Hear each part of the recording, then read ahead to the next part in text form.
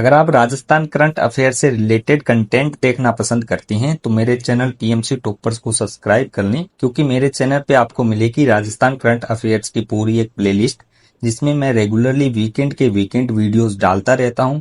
सारे क्वेश्चन की पीडीएफ आपको बिल्कुल फ्री में मिलेगी। ये सारे क्वेश्चन बिल्कुल ऑथेंटिक हैं और आने वाली आरपीएससी और आरएसएसबी परीक्षाओं में आपके लिए बहुत कारगर साबित हो सकते हैं। आज के सभी क्वेश्चन 1 जुलाई से 7 जुलाई 2026 के हैं। पहला क्वेश्चन देखिए, 1 जून 2026 में इंटरनेशनल एमएसएमई डे के अवसर पर की गई घोषणा के अनुसार राजस्थान 33 लाख से अधिक एमएसएमई उद्यमों के साथ देश का कौन सा सबसे बड़ा एमएसएमई राज्य बन गया है?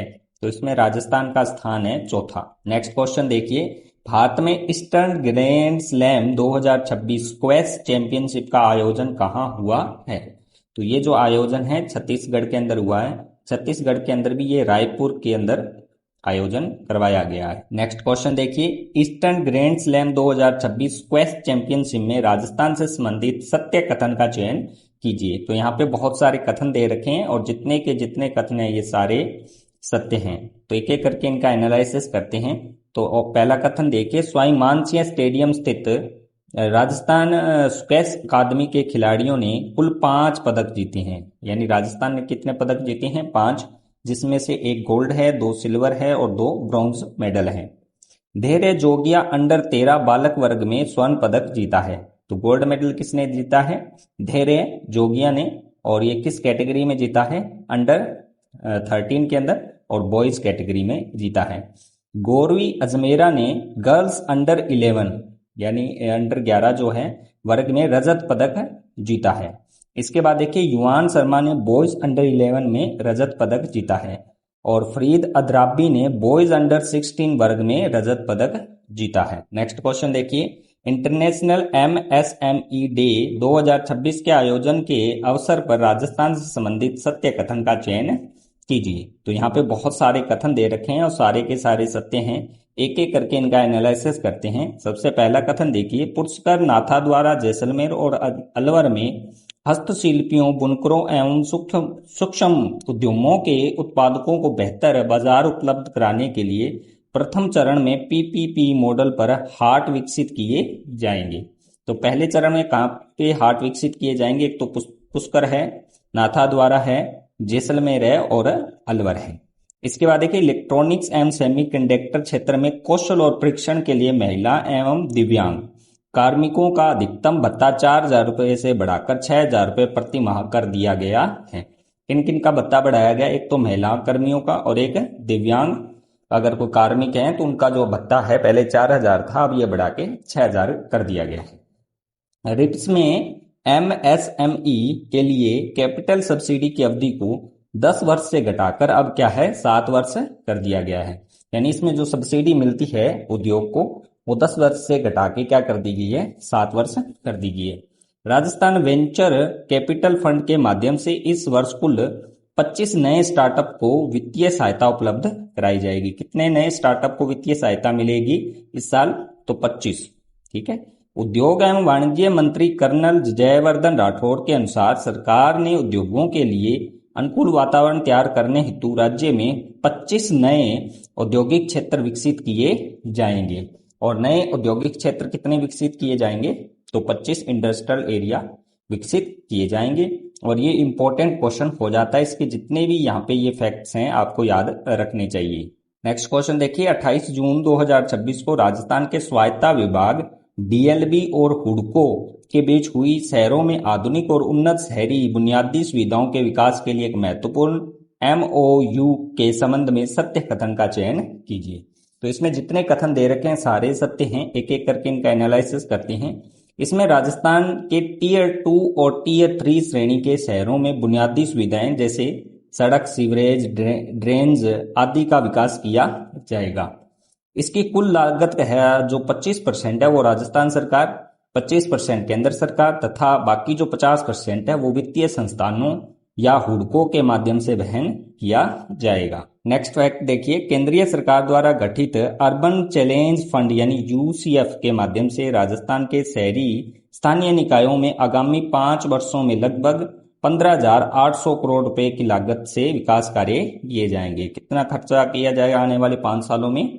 15,800 करोड़ रुपए। नेक्स्ट क्वेश्चन देखिए, यमुना जल परियोजना के तहत हरियाणा के किस बैराज से भूमिगत पाइपलाइन के माध्यम से यमुना का जल राजस्थान में लाया जाएगा? देखिए, इससे रिलेटेड मैं पिछले जो वीक के क्वेश्चन थे उसमें भी एक क्वेश्चन करवा चुका हूं और ये इंपॉर्टेंट भी हो जाता है क्योंकि अभी जून के लास्ट में क्या है, ये राजस्थान और हरियाणा के बीच में एक नया समझौता हुआ है पानी को लेके, और काफी पुराना ये समझौता चल रहा था और अब जाके क्या है, इस पे सहमति बनी है। अब इसके अंदर जो यमुना से जो पानी आएगा हरियाणा से, तो कौन से बांध से आएगा? तो उसका नाम है हथनी कुंड बैराज, जो क्या है, हरियाणा के यमुनानगर जिले के अंदर पड़ता है। नेक्स्ट क्वेश्चन देखिए, यमुना का पानी भूमिगत पाइप द्वारा राजस्थान के चूरू जिले में स्थित किस जलाशय तक पहुंचाया जाएगा? यानी इसका जो एंडिंग पॉइंट आप कह सकते हैं, तो वो राजस्थान के चूरू जिले में कौन सा स्थान होगा? तो इसका जो राइट आंसर है वो है हंसियावास जलाशय। हंसियावास जलाशय, और कौन सा जिला है? चूरू।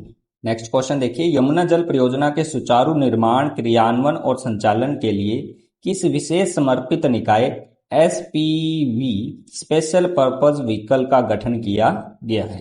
तो इसके लिए किसका गठन किया गया है? देखिए, ये राजस्थान और हरियाणा की है, तो राजस्थान हरियाणा और नदी कौन सी का पानी आएगा? यमुना, यमुना वाटर परियोजना एसपीवी। ठीक है, तो इसका नाम याद रखें, कौन सा गठन किया गया है? राजस्थान हरियाणा यमुना वाटर परियोजना। इसका ए ऑप्शन क्या हो जाता है? सही हो जाता है। नेक्स्ट क्वेश्चन देखिए, हाल ही में राजस्थान के डॉक्टर राधा मोहन सैनी को किस प्रतिष्ठित पुरस्कार से सम्मानित किया गया है? इसका राइट आंसर हो जाता है option B, national excellence award 2026, और ये राजस्थान से बिलोंग करते हैं। इसी के साथ मैं आपको बता दूं, ये उनको समाज सेवा और शिक्षा में उत्कृष्ट कार्य करने के लिए दिया गया है। नेक्स्ट क्वेश्चन देखिए, बीकानेर के पुग्गल में बनने वाले देश के सबसे बड़े 2450 मेगावाट, जिसमें 8 प्लांट तो हैं 250 मेगावाट के और 2 प्लांट क्या हैं 225 मेगावाट के, कुल 10 प्लांट लगाए जाएंगे। सोलर पार्क में सूरज ढलने के बाद भी बिजली आपूर्ति सुनिश्चित करने के लिए कितने मेगावाट की बैटरियां लगाई जाएगी? और ये देश का सबसे बड़ा क्या है, सोलर प्लांट होगा, और ये कहाँ बनाया जाएगा? बीकानेर के अंदर। कितनी क्षमता है? 2450 मेगावाट। अब इसमें जो बैटरियां लगेगी वो कितने मेगावाट की होंगी, जिससे रात को भी सप्लाई मिल सकेगी? तो वो बैटरियां होंगी 1600 मेगावाट की। STTT Telemedia global data centres द्वारा जयपुर के सीतापुरी औद्योगिक क्षेत्र में स्थापित किए गए राज्य के पहले अत्याधुनिक डेटा सेंटर का आधिकारिक नाम क्या है? यानी राजस्थान में जो पहला डेटा सेंटर स्थापित किया है इन्होंने, उसका जो आधिकारिक नाम क्या है? STT जयपुर 1। नेक्स्ट क्वेश्चन देखिए, सरिस्का दिवस 28 जून 2025 के अवसर पर राजस्थान के वन मंत्री द्वारा राजस्थान के किस टाइगर रिजर्व की प्रसिद्ध बाघिनी ST2, जिसे बाघिनी राजमाता भी कहा जाता है, के नाम पर एक स्मारक बनाया गया है? कुछ ही टाइम पहले क्या है, इस बाघिन की क्या है, मृत्यु हो गई थी, और इसे क्या है, बाघिन राजमाता कहते हैं, क्योंकि इसने क्या है, राजस्थान के अंदर जो बाघ संरक्षण परियोजना है उसके अंदर क्या है, अपनी महत्वपूर्ण भूमिका निभाई है। तो ये सरिस्का दिवस पे मनाया गया, तो उसका सीधा सीधा संबंध क्या है, सरिस्का टाइगर रिजर्व से होगा। नेक्स्ट देखिए, बाघिन राजमाता के संबंध में सत्य कथन का चयन कीजिए।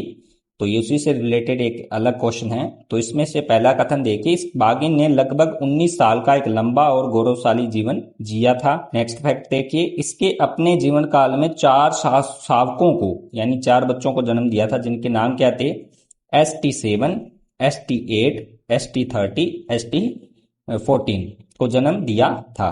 तो ये देखिए, दोनों कथन सत्य हैं या एक कथन सत्य है और बी असत्य है? तो इसके ये जो दोनों कथन है, दोनों के दोनों सत्य हो जाते हैं। इन्होंने कितनी आयु का जीवन काल जिया, 19 साल, और कितने बच्चों को जन्म दिया अपने जीवन काल में, 4 बच्चों को जन्म दिया। नेक्स्ट क्वेश्चन देखिए, 2 जुलाई 2026 को मुख्यमंत्री भजनलाल शर्मा ने ब्यावर जिले के मसूदा कृषि उपज मंडी में किस योजना के राज्य स्तरीय सार्वजनिक सम्मेलन और लॉन्च कार्यक्रम को संबोधित किया है? यानी मुख्यमंत्री जी ने 2 जुलाई 2026 को किस योजना को क्या है, शुरुआत की है? तो ये जो योजना है ये VBG रामजी योजना है, जिसको पहले क्या है अपने मनरेगा कहते थे, उसी का नाम परिवर्तित किया गया है। तो इसकी क्या है आधिकारिक रूप से राज्य स्तर पे इसकी क्या है शुरुआत कर दी गई है 2 जुलाई 2026 से राजस्थान के अंदर। नेक्स्ट क्वेश्चन देखिए, विकसित भारत रोजगार और आजीविका मिशन ग्रामीण अधिनियम PBGRAMG अधिनियम संपूर्ण देश में किस तिथि से लागू हुआ है? तो पूरे देश में जो है अधिनियम 1 जुलाई 2026 से लागू हो गया है और इसका उद्घाटन कार्यक्रम राजस्थान में कितनी तारीख को था? 2 जुलाई 2026 को। नेक्स्ट देखिए, राजस्थान के जयपुर में 4 से 6 दिसंबर 2026 तक आयोजित होने वाले लोक मंथन के 5वें संस्करण की मुख्य थीम क्या निर्धारित की गई है? देखिए 4 से 6 दिसंबर 2026 को होगा ये कार्यक्रम का नाम क्या है? लोक मंथन। कौन सा संस्करण है? 5वां एडिशन है इसका। और इसकी थीम क्या रखी गई है? हम भारत के लोग। नेक्स्ट क्वेश्चन देखिए, हाल ही में केंद्रीय मंत्रिमंडल द्वारा जयपुर मेट्रो फेज 2 यानी चरण 2 को मंजूरी दी गई है। अब इस परियोजना को किस संस्था द्वारा क्रियान्वित किया जाएगा? तो इसका राइट आंसर हो जाता है option B, Rajasthan metro rail corporation limited, जिसे अपने शॉर्ट में RMRCL कहते हैं, वो इसका क्या है क्रियान्वयन करेगी। नेक्स्ट क्वेश्चन देखिए, जयपुर मेट्रो चरण 2 को क्रियान्वित करने वाली संस्था Rajasthan metro rail corporation limited किन दो सरकारों का एक संयुक्त उपक्रम है? तो इसमें किन किन सरकारों की भागीदारी है? तो इसमें भारत सरकार और राजस्थान सरकार दोनों की क्या है संयुक्त भागीदारी